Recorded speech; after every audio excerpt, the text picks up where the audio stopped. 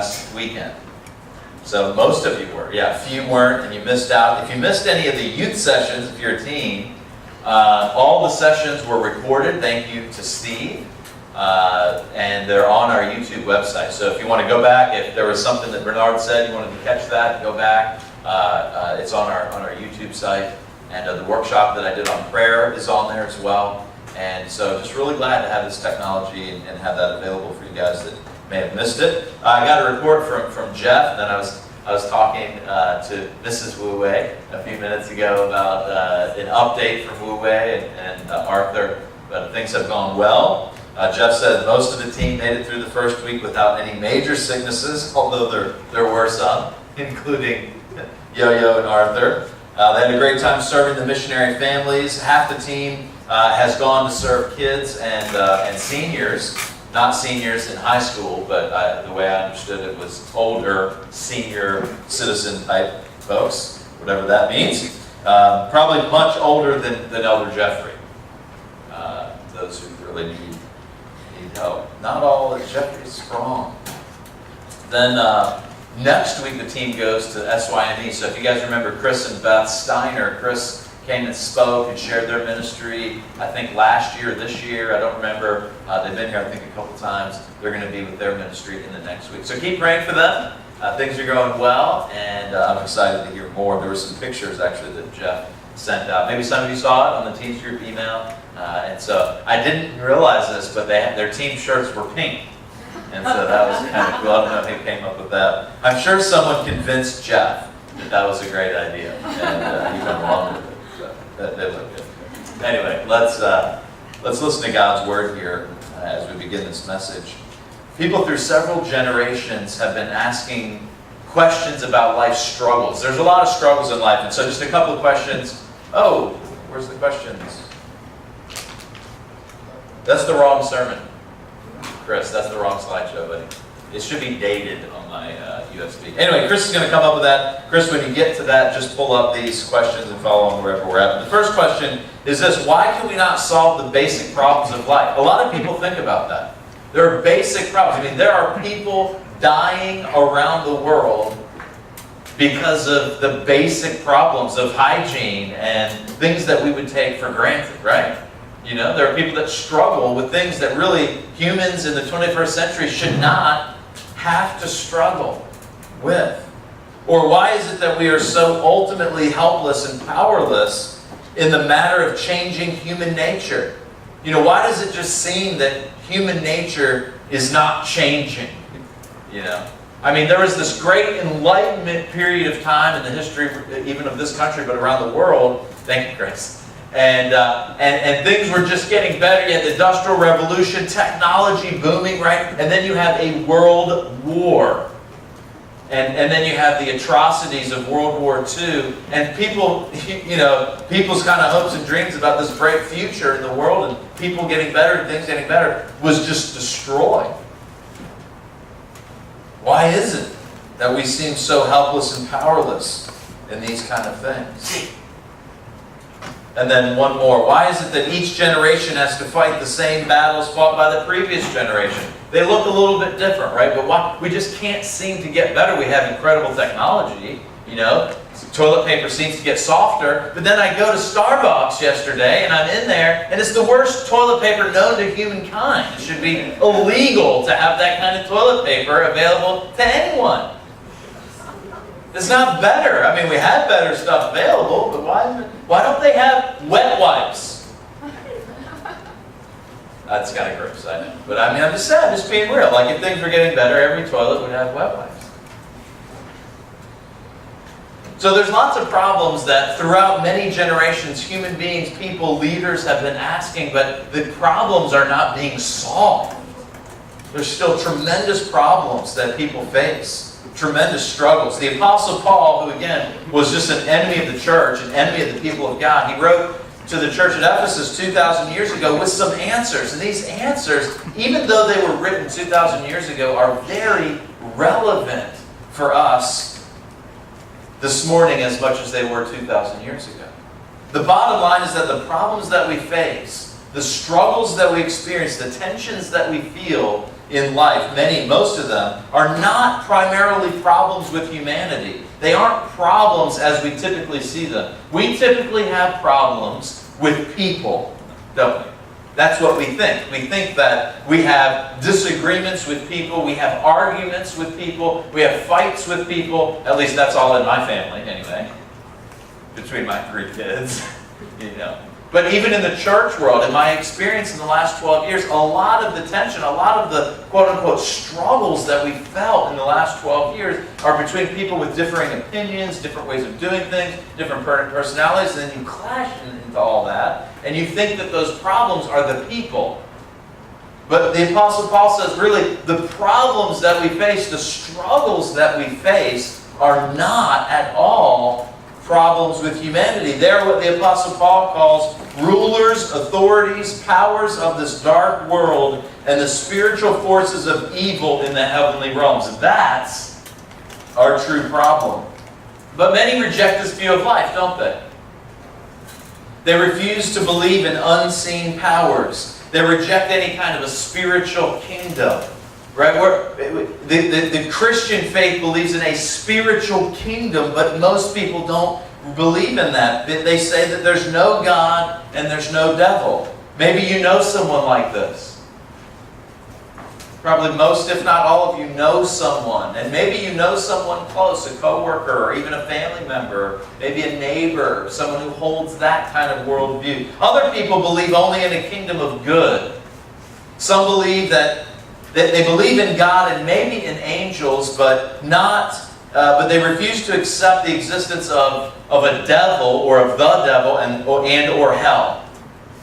So they just believe in kind of a kingdom of good. But my friends, I urge you to consider taking God at His word, listening to what God says, and what is the worldview presented in the Bible. The answers that the Apostle Paul puts forth seem to me as the only explanations that come to grips with the true problems and struggles of life. They answer the genesis of evil and the ultimate solution to evil. There's some temporary solutions that we're going to learn here this morning, but ultimate solution is going to be in the consummation of the kingdom. So there's a kingdom kind of rule and reign of Jesus today, but it's a lowercase k, isn't it? Jesus isn't reigning on earth, right? I mean, He hasn't wiped out all of His enemies yet, but He's going to come again and wipe all that away simply by speaking. And then all those who have trusted and followed Him are going to enter into a new kingdom, capital K. And we're going to live and rule and reign with Him forever. So let's hear what God has to say about the real struggles that we face from Ephesians chapter 6. I didn't have the whole passage. Let me read it to you, and then we'll look at it verse by verse. Ephesians chapter 6, verses 10 to 13. Ephesians 6, 10 to 13. Paul says this: "Finally, be strong in the Lord and His mighty power. Put on the full armor of God so that you can take your stand against the devil's schemes." Verse 12, "For our struggle is not against flesh and blood, but against the rulers, against the authorities, against the powers of this dark world, and against the spiritual forces of evil in the heavenly realms. Therefore, put on the full armor of God so that when the day of evil comes, you may be able to stand your ground. And after you have done everything, to stand." First of all, there's a couple things that we need to remember. First, from verse 10. We need to remember where our strength comes from. If you missed it 2 weeks ago, the sermon was on this verse. We have to remember, in the midst of our struggles, that our strength comes from the Lord. You have strength. You have God's strength in your temptations, in your troubles, in your sicknesses, in your weaknesses, in your waiting. You know, those seasons where you're just waiting, like Laura and I are in many ways. When you're serving in spiritual warfare, that's what Paul's writing about here. You have strength in that. You have strength in everything. Paul says, "I can do all things through Christ who," what? Gives me strength. Right? Remember that we're in a battleground, not a playground. I think so many young people, so many Christians, so many people that I meet, they're struggling because we're living life as if it's like a playground. And playgrounds are fun. Laura and I went camping. It's not really a playground, but we went backpacking this past week for a few days. We just needed to get away and seek the Lord together, really is what it was all about. And we were driving through Skyline Drive, and we saw this car. I don't know if you know what a Can-Am motorcycle is. Anybody know what a Can-Am is? It's a 3-wheeled motorcycle. And there's 2 wheels on the front and 1 wheel on the back. And it's a motorcycle, and it's awesome. Billy Ray gave Miley a Can-Am for her last birthday. It's just if you're wondering, if that's relevant or not. But anyway, it's not. But what we saw was it wasn't one of these Can-Am motorcycles, but it was the same kind of thing, only it had 2 seats and it was like a car. But it was this 3-seated car. And it had it was just awesome. I'm trying to drive and pay attention to this thing. I've never seen it. This is so cool. I want to get beside it. I want to see this thing. It Laura was like, that looks like a Batmobile. Seriously, it looked like a Batmobile, except it was white. And so the guy pulled to the side, and I kind of slowed down and looked, and they got these helmets with these cool looking visors, that is, there's no purpose for that other than it's just fun. And if you wanted to give me one of those, that would be cool, that would be fun. But life is not all about that kind of stuff. As a matter of fact, the happiest, most joy-filled people that I know, whether they have a lot of material things or not, live simply. And that's kind of the theme of what Laura and I are trying to wrestle with right now. How can we live more simply? Remember, we're in a battleground, not a playground. We're in spiritual warfare, and we desperately need God's strength. If you missed the last message, again, you can check it out on YouTube. And I just encourage you to do that so that you can go through these passages that deal with God's strength in all these various areas of our life. So remember where your strength comes from. It comes from the Lord. But next, remember why you're fighting. Remember why you're fighting. Look what Paul says. Put on the full armor of God. You need the full armor of God so that you can make it in life. You can't make it in the Christian life without the full armor of God. Remember why you're fighting. If you're not wearing the armor of God, you're not fighting the real spiritual battle. If you're not fighting the real spiritual battle, you will fall. So think about some times, maybe in this last week, the last quarter, the last year, where you fell in your spiritual life. Some of you aren't even on that journey so much, so that's okay. But you just think about when you've just messed up, you've just done what you didn't want to do or didn't do what you wanted to do or committed to do. We can all relate. And that is going to always be because we didn't put on the full armor. And so we fell. If you're in a wrestling match, I know Leon's not here. Leon wants to be a professional MMA fighter. It's awesome, man. I have no... I don't want to get... You see this nose? See that? I do not want to get hit in that nose. I don't want to get hit anywhere.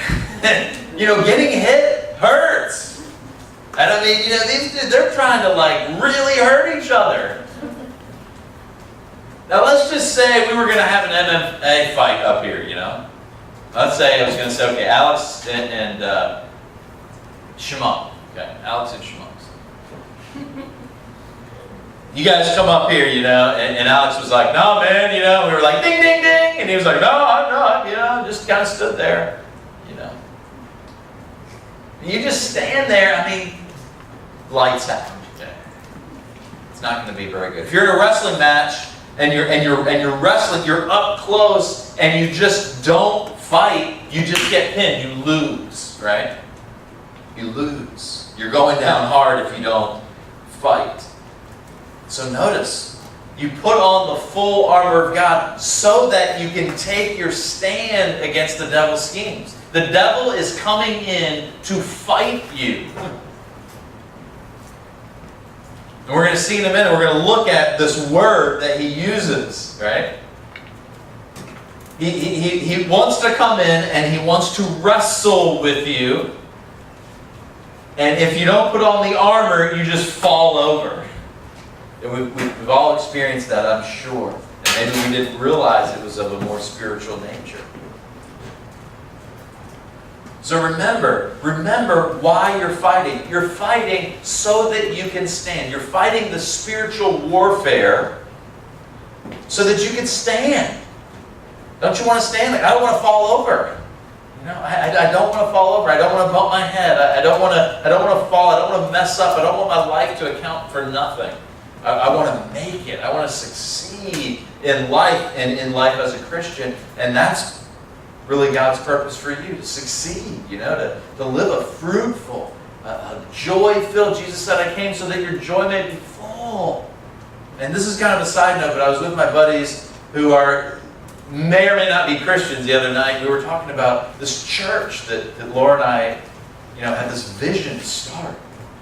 And really we want to do two things. We want to do life-giving Sunday gatherings and life groups. And so we're talking about, most people's idea of church or religion is not that it's life-giving.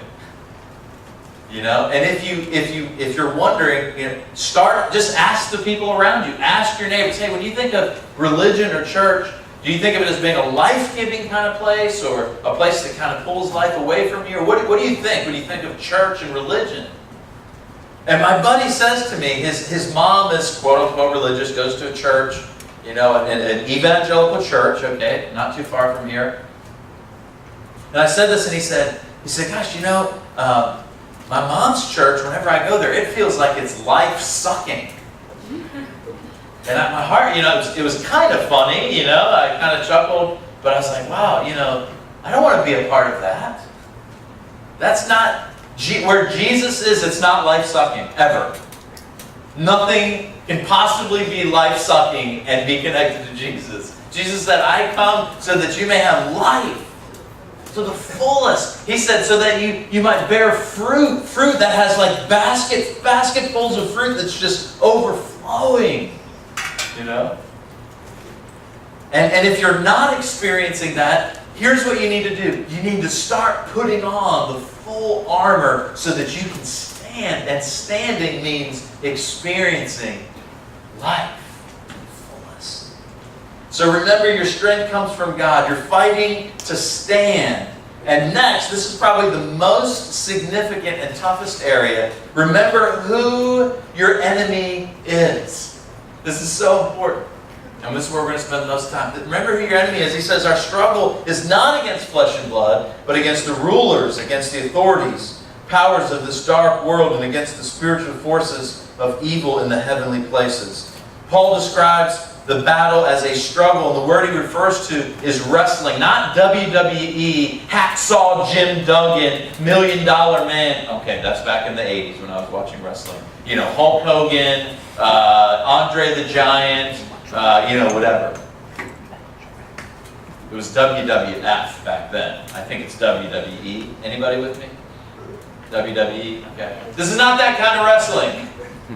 This is like the kind of wrestling that Leon did in high school, or when you go to a college gym and you watch wrestling. This is the kind of wrestling that he talks about. It's the kind where two wrestlers are entwined with one another, trying to do every move that they possibly can to pin the other, to bring the other person into submission. And this happens in the Choi household almost every day. And so the boys are wrestling around, and when the other person, taps out, then you got to let go. Sometimes one brother doesn't always let go.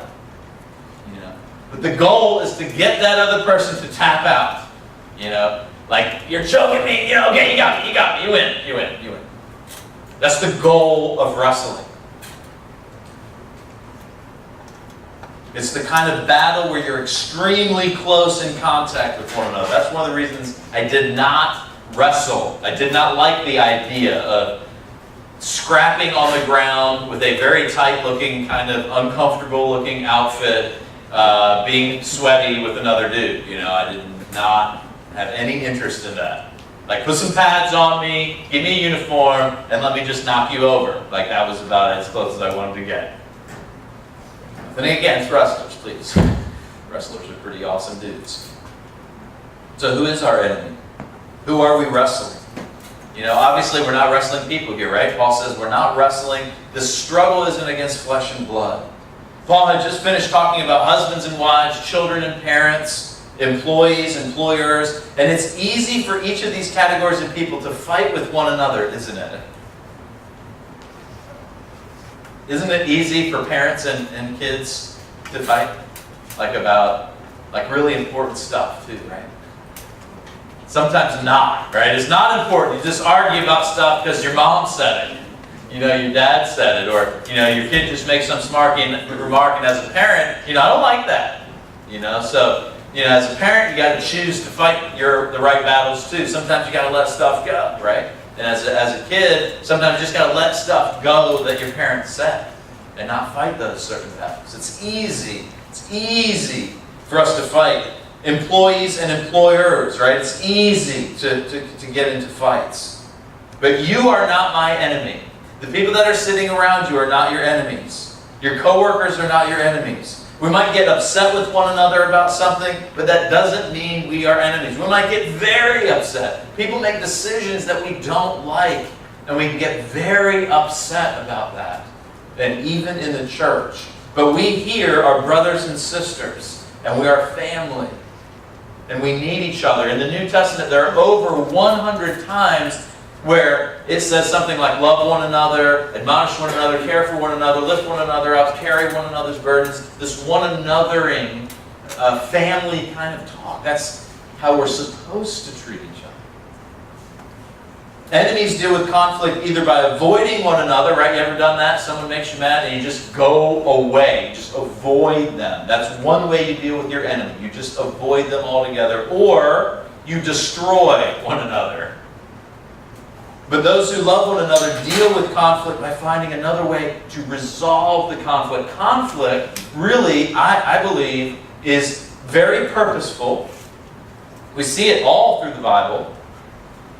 It's purposeful, it's for the glory of God, and it is meant to be worked through. And isn't it true that we grow the most when we work through conflict? I shared this in the youth workshop. Bernard was there, he was the speaker. And Bernard and I, in our relationship early on, we liked each other early on. So I've known Bernard for like 12 years. And but then we started working together more closely, and we had very, very strong different opinions about stuff. And we just got into it, you know, like he just got on my nerves so much, I got on his nerves so much, and I went into the pastor's office and I said, Scott, listen man, I don't want to leave this place, but either Bernard has to go or I have to go. We cannot work together anymore. And we just got into it, you know. But here's what happened. Thankfully, Scott was a very wise counselor, and he said, no, you're going to work it out. You're going to work it out. You know, you guys need to spend more time together working it out. And you know, we just couldn't get around the fact that this was kind of God, like, saying that. And so we were like, okay, and we came together and said, look, this might really be hard, and we might not like it, but we're going to work it out. So we just kind of hung in there with each other, and we hung in there, and we hung in there, and we hung in there, and we became like best friends. Because we began to solve the problem and not attack it. And what we started doing, and really Bernard taught this to me. He said, now what I've learned is I have an Ed filter. This is what some of you need. This is what some of you need, right? You need this. Laura has this. The Ed filter. So it's like, okay, there's some things about Ed that can grow and change and mature. Right? Like my character. But there's some things that are about Ed that's just the way Ed is, right? That's Ed's personality, and you also have a similar kind of thing, don't you? Right?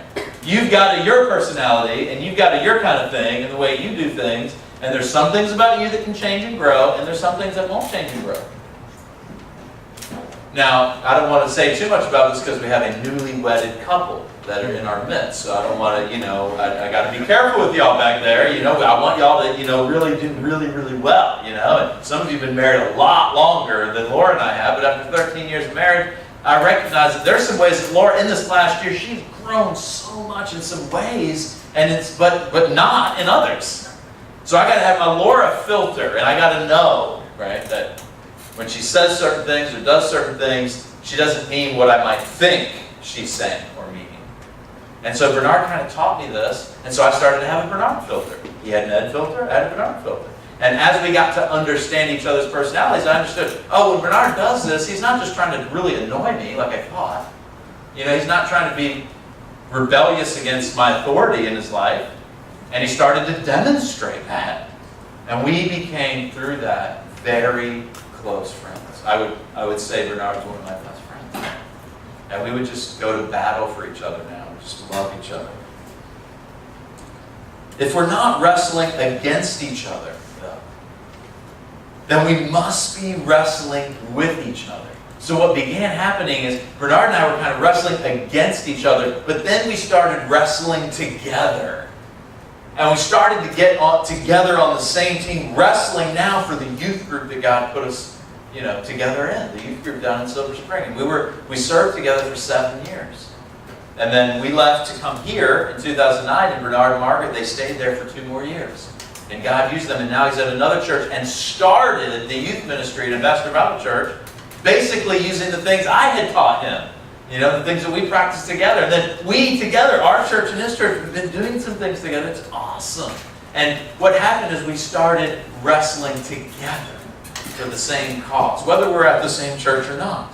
Wrestling alongside people, though, requires that we get up close and personal. Some of you are content, though, to sit on the sidelines or to sit on the bench, so to speak. I'm using this as a metaphor, right? Maybe you've been in a wrestling match before and you got hurt. You started serving, or you joined a team, or you started coming to youth group, or started going to a fellowship, or you started doing something, and by giving yourself to that and maybe becoming a little vulnerable, maybe you got hurt. Happens all the time. Maybe your teammate, quote unquote, your teammate let you down. Someone disappointed. It happens in the church all the time, right? If you have the wrong expectation and someone's supposed to be something and then they end up not being that, and then it can affect, now my struggles with that person instead of with that person together for the same cause. Maybe you're scared that if you get up too close, you'll find out that, man, Ed smells. I don't want to get close to Ed. Ed smells. You think, oh, well, we look nice on Sunday, and Ed must be like really, up there in terms of holiness. Man, I want to be, I'm trying to be closer to Jesus every day. But you get close enough to me and you realize, oh gosh, well, if Ed's not a holy man of the cloth, then what hope do I have? I want to be a sanctified, but sometimes we put leaders or pastors or elders on this thing that they're like this holy, like other kind of weird person, this super spiritual kind of giant. And then if you see that they're not as perfect as you think they are, then well, what hope do you have? I mean, gosh, if Elder Jeffrey's not perfect, what hope do any of us have? He's been doing this for a long time. And I can tell you, after praying with Jeffrey for, a while, that my time just praying, and that's part of the struggle, isn't it? Spiritual warfare. We're wrestling together in prayer, and I get to know a little bit more of Elder Jeffrey's heart, and I get close, and we kind of smell each other a little bit, And we've been close in that kind of battle together, But thankfully, even in that, then it didn't scare either of us away.